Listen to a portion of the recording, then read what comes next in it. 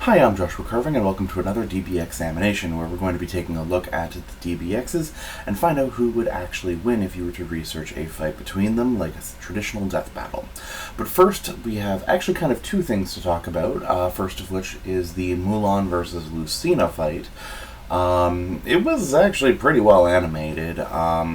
They used the bootleg Mulan's, the Chinese bootleg Mulan sprites that I mentioned before.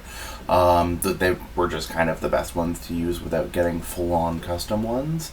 And honestly, the fight came together pretty well. The only thing that I'll say is that the arena for the fight was really a weird choice. It was like a modern warehouse with like machinery and stuff like that, despite the fact that both Mulan and Lucina are not from an era even vaguely comparable to that. It was kind of a weird choice. Which I guess, it's ultimately doesn't play into anything, but it still just kind of, popped me out of it for, a second. The kill shot was pretty neat and pretty gruesome. And I think I discussed this in the comments of the last one a little bit, but I had some doubts that Lucina was going to win the vote. Not because of any particular people think Mulan would win, but more so because of basically Smash fans being salty about Fire Emblem stuff, because everyone knows Smash fans fucking hate Fire Emblem for some reason. Well, for the reason that they have a lot of characters, basically. But ultimately, Lucina did win. Pretty handily, too. If I recall correctly, it was like a 66% vote in her favor.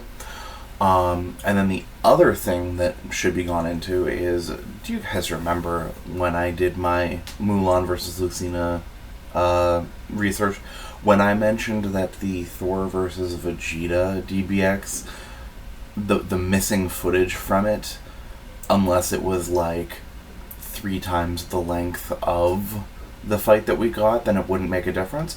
Well, if you actually go over to roosterteeth.com, you can find exactly that. They did upload the full version without the frame rate issues, with all the missing footage, and it's actually really good. It's honest, I don't understand how, some missing footage can end up meaning, over half the fight is missing, but it's fixed now, and it's a really weird way to start off a season, is by literally, forgetting half of a fight, but whatever. It actually, if you go back and look at it now, it's pretty sweet. And that brings us to this next one, which is Shovel Knight versus Shantae.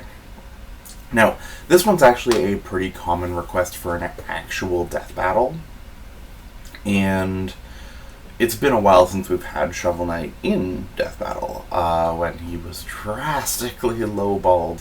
They had him at falling armored person with gravity level.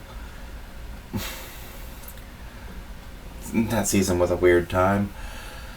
Anyway, so, with Shantae versus Shovel Knight, there is some deliberation as to what their stats are, because there's some feats and such that are said to be higher, said to be lower, not accepted, things like that.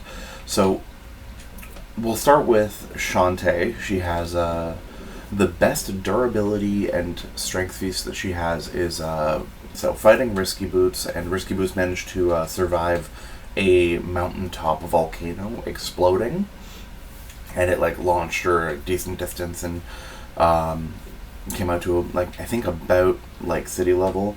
And then there was also a villain who managed to create a large storm, and Shantae managed to beat him in a 1v1 as well. Both of the storm feat is a little bit, it goes into flux a little, but it usually goes from high town level to basically around city level as well. And then in terms of speed, you have Shantae being able to react to electricity being fired through the air. I believe it was the Giga Mermaid boss fight where she basically fires electricity at you, and you have to dodge around it and stuff. So That's pretty hypersonic. There is a weird nebulous relativistic feat that I've been hearing about, but no one's actually been able to provide me with any citation as to what it is. So I figured I'd mention it, but I don't think I'll be taking it into account as far as, like, saying who wins. Just because of the fact that, like, no one's really been able to say what the feat is, show it, provide any calcs, anything of the sort. So it's kind of, it would be wrong to use at this point, but it's from the new game, so that might be part of why it hasn't spread much. So it could be a thing later, but I'll kind of get into that in a bit. So then you have Shovel Knight. Is he higher than Falling Armored Guy level? Yes, he always was. There's meteors and shit even in the first game. The research for Shovel Knight was garbage in that fight.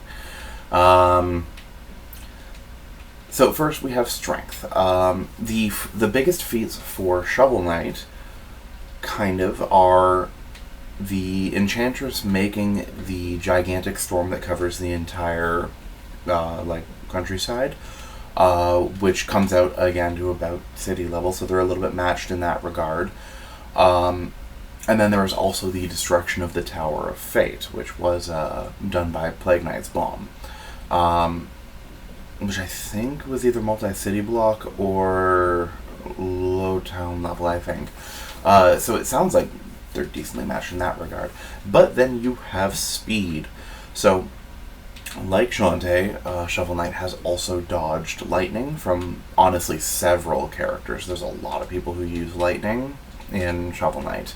There's a Phantom Striker, there's a Baz, I think there's a couple other characters as well. I think Mr. Hat does. I may be wrong about that, but those two at the very least do use actual lightning in their attacks. And then in the DLC, actually, that really ramped up, like, quite a good bit. There are actually 2 FTL feats in the King Knight DLC, one of which is in the final boss for the King Knight DLC. You're fighting this, like, giant head that shoots, like, these lasers that are reflecting off of surfaces. They don't explode, travel in a straight line. They do act as lasers do. And funny enough, the calculation for King Knight moving in comparison to them came out to being like 1.0006 times the speed of light, so it's like just over FTL. And then there's another feat where you're with the, like, optional super boss, Cardia. She has traveled light years trying to search for someone to save her planet. And she manages to basically bring King Knight out of his castle into space, out to basically where there is a singularity in the background, which is confirmed to be a singularity because the area is called the Event Horizon. Which I don't think that applies to their strength or durability,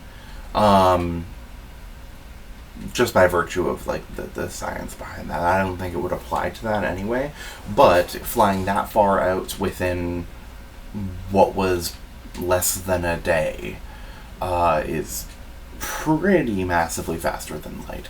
So right off the bat, we kind of have the situation where they might be even in strength and durability, but just the speed gap is astronomical. Even if I were to use that relativistic feat that might not even exist, it still would pale in comparison to the Cardia feat. So it kind of does become Shovel Knight just basically wailing on a statue. Their abilities don't really come into play that much. Most of them typically aren't going to do anything. The biggest one of note is, of course, the Phase Locket. as it always is for Shovel Knight fights, because with his speed, she's just not going to be able to land anything, even if she were to do something like a gigantic AoE, which I don't think she has anything like that. So basically, like, even if she were to land something, he could still just go through it with the phase locket, no problem. But the funny thing is that there is a, I guess, contentious feat for Shovel Knight's DC and durability. It came out alongside the King Knight DLC. It's the, what was it called? Shovel Knight Showdown, I think it's called. Basically the versus mode of Shovel Knight. Now, you might be immediately jumping to the conclusion that it's probably not canon, but ironically enough, it actually is. Each character has a story mode, and a good number of their endings for this actually do play into canon. For example, it's explained that with how, like, Shovel Knight had given up hope and thought that Shield Knight was dead, he just, in the base game, he just suddenly kind of had this, like, inspiration of thinking she's alive and going towards the Tower of Fate. But it's explained in Shovel Knight Showdown that, okay, so I should explain what exactly happens. So, during the events of the Spectre Knight DLC, all of Spectre Knight's allies decide to enchant a mirror to, I believe it's like, trap the Enchantress. It doesn't end up working well, and it instead, like, freezes time and absorbs, like, everyone in the entire game. Like, the NPCs, the knight characters, everybody. And in that frozen time, the characters start interacting, and Shield Knight is actually separated from the Enchantress because of the fact that, I would assume that it's because they're, like, two different souls. So Shovel Knight actually does encounter and team up with Shield Knight, and when he realizes what's going on exactly, that's what makes him realize that Shield Knight is still alive, and to go to the Tower of Fate to help her.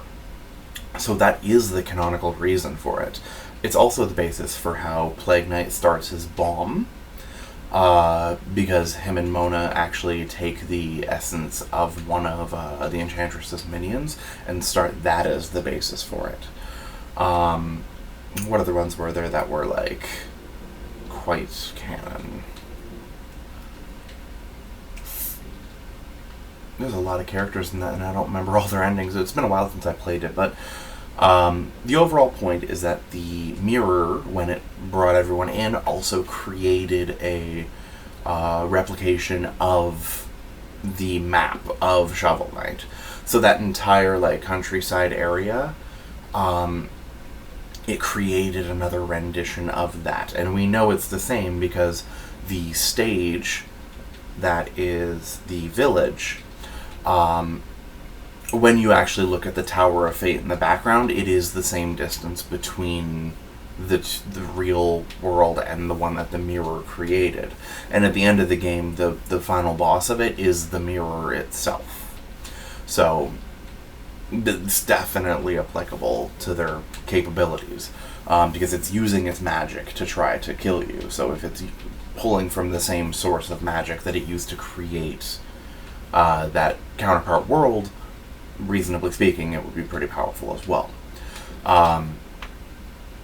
So really, once you start applying that to things, a feat of creating something that large, it would be higher than even, like, the city level feats that Shantae has. It would just be astronomically higher. Well, maybe not astronomically, but it would definitely be notably higher, to the point where Shovel Knight now probably one-shots and speed blitzes completely. So their abilities just kind of stop meaning anything, and it just becomes Shovel Knight just knocks her head off in a single hit. So ultimately, who do I think wins? Shovel Knight. I'm actually kind of glad that I got this opportunity to talk about what Shovel Knight's stats are now that the DLCs have come out. And we'll see if we get any other like upgrades or anything like that from the Shovel Knight 2. Or what was the name for it? Shovel Knight Dig, I think it's called. Well, and I will see you guys for the next one. Oh, as for who I think is going to win the vote, probably Shantae. I think it's going to be a pretty even vote in terms of like who people think is stronger. But waifu points are going to absolutely make it Shantae's probably win. Which makes me a little bit sad. I voted Shovel Knight personally, but what you gonna do? Especially when both of the characters have, I'd say, pretty equal fan bases for the most part. But ultimately, we're gonna see, because there's a couple votes that have happened that I've been very surprised by the outcomes.